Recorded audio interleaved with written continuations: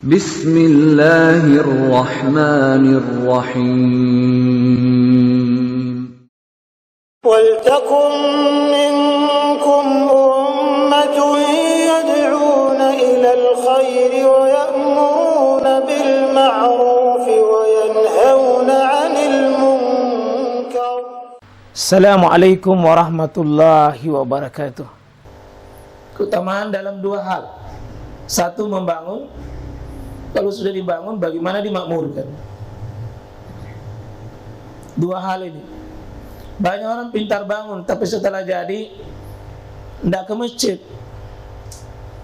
Nah, banyak orang bangun masjid, tapi suka salah sendiri di rumah. Nah, itu kan kontradiksi. Bagaimana kita wujudkan, ya, dan sekaligus hadirkan masjid itu sebagaimana masjid ini Nabi 24 jam tidak tertutup. 24 jam. Mekah, Madinah 24 jam tidak tertutup, dan itu sebuah tantangan besar.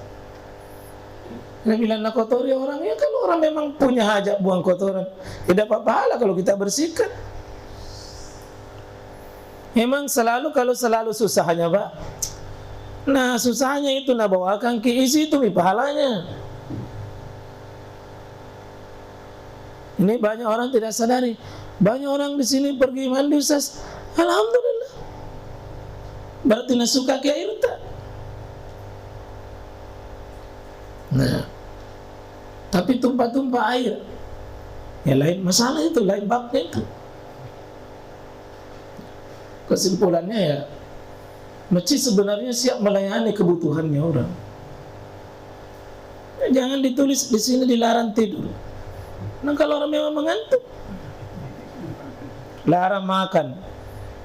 Dari mana larangan-larangan begitu? Ya cuma mungkin dikondisikan.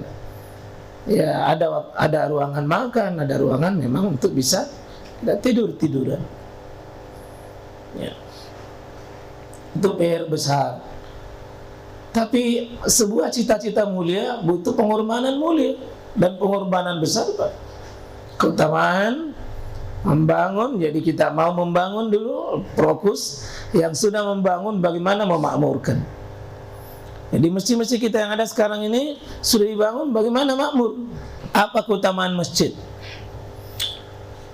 Masjid yang ada, masjid yang kita rindukan, yang cita-citakan. Satu, ini bagian negeri yang paling dicintai oleh Allah. Jadi kalau Bapak keliling seluruh dunia, di dunia ini, dari timur ke barat, dari utara ke selatan, mau tentukan satu bagian dari negerinya Allah, buminya Allah yang paling terbaik, Bapak tunjuk masjid. Ini garansinya dari Nabi. Dan telah menceritakan kepada kami Harun bin Ma'ruf dan Ishaq bin Musa al-Asari. Keduanya berkata, telah menceritakan kepada kami Anas bin Iyad, telah menceritakan kepadaku Ibnu Abu Subah. Dalam periwayatan Harun dalam hadits al-Asari, telah menceritakan kepadaku al-hadits dari Abdurrahman bin Mihram, mantan budak Abu Hurairah, bahwa Rasulullah SAW bersabda, lokasi yang paling Allah cintai adalah masjid, dan lokasi yang paling Allah benci adalah pasar. Iya. Mati yang tiap hari pergi pasar, ya. Ada yang pernah dengar begini, saya ceramah di suatu tempat ini, saya bahas langsung keberatan. Itu hadis palsu kapan itu? Tidak begitu maksudnya. Hadisnya sahih. Siapa yang ragu dengan Muslim? Ranking 2 hadisnya dari Bukhari. Nomornya 1075. Kitabnya bab masajid. Jadi hadisnya sahih ini. Ya, hadisnya sahih. Jadi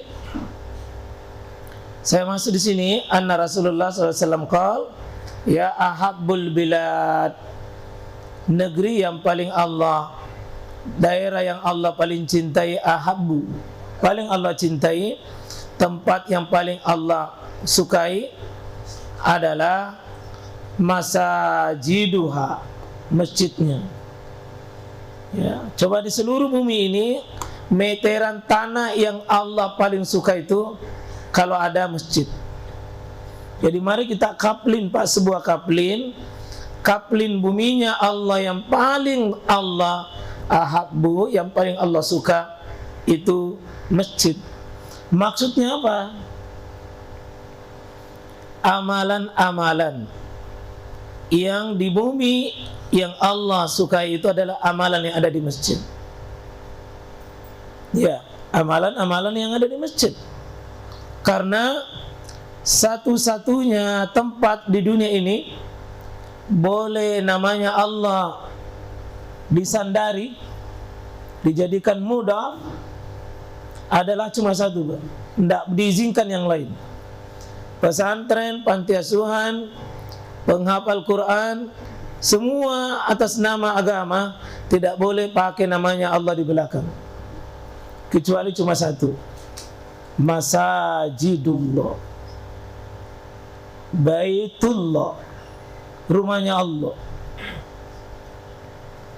Sehingga untuk mau memilih, seandainya mau pilihan tempat, Pak, pilihan tempat yang paling terbaik adalah masjid. Waktu terbaik, tempat terbaik, amalan terbaik, ada apa disukai. Kalau sisi tempat itu masjid. Kenapa? Di rumah inilah hampir semua amal soleh itu ada di masjid. Zikirnya, doanya, salawatnya, bacaan Qur'annya, ilmunya, bahkan latihan perang itu ada di masjid. Strateginya, musyawarahnya, semuanya itu di masjid. Tidak ada sahabat Nabi yang ahli surga kecuali semua pernah di masjid. Tidak ada sahabat Nabi yang sukses kecuali ada sumbernya dari masjid. Dan itu cara Nabi mencetak. Tidak dilepas ke pasar kalau dia tidak start di masjid. Nabi tidak izinkan masuk di pasar menjual. Utsman, Umar, tidak diizinkan itu kalau dia tidak kenal masjid. Itulah muamalah di masa Nabi, Pak, para sahabat. Kalau mau menjual di pasar dites dulu. Kau biasa pergi masjid? Kalau tidak diizinkan. Coba betapa masjid itu berpengaruh di masa Nabi. Sehingga Abdurrahman kaya raya itu setelah kaya bukan menjadikan kaya dia sombong, tapi kayanya menolong agama. Karena basicnya apa? Besar di masjid. Nabi tinggal di kota Madinah, masjidnya dulu. Nabi memulai itu, Pak. Ketika dia dari Mekah hijrah pindah ke Madinah, bukan bangun rumah Nabi, langsung bangun masjid. Pada sahabat belum punya rumah, sahabat belum punya aktivitas ekonomi, tapi langsung masjid yang dibuatkan. Karena masjid inilah ahabbu bilad, paling disukai oleh Allah di muka bumi ini, masajiduha. Sehingga Pak, kalau seandainya ada musibah, lari kita pergi di masjid. Insya Allah, kalaupun matinya mati syahid. Kalau di masjid misalnya terjadi gempa, terjadi musibah, Pak, tidak apa-apa, di masjid saja. Ini rumah Allah. Inilah bagian bumi Allah yang paling dia suka. Kenapa? Wa abghadul bilad, lawannya ahabbu, wa abghadu bilal biladi ilallah. Yang paling dia tidak suka itu adalah daerah aswaq. Ini pasar.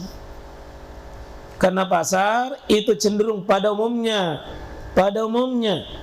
di situ sumpah palsu, ya, untuk melariskan jualan. Demi Allah belum dapat, nah itu bohong. Sumpah 100.000 Pak, dia bilang iya belum dapat, padahal sebenarnya sudah dapat, cuma kecil. Bohong. Disinilah daerah pasar itu daerah yang paling banyak sumber-sumber kemaksiatan, curang, kurang timbangan, kurang timbangan, ya, bersumpah palsu, ya, melalaikan waktu. Ya, disinilah manusia banyak melakukan hal-hal penyimpangan sehingga wa abghadul bilad,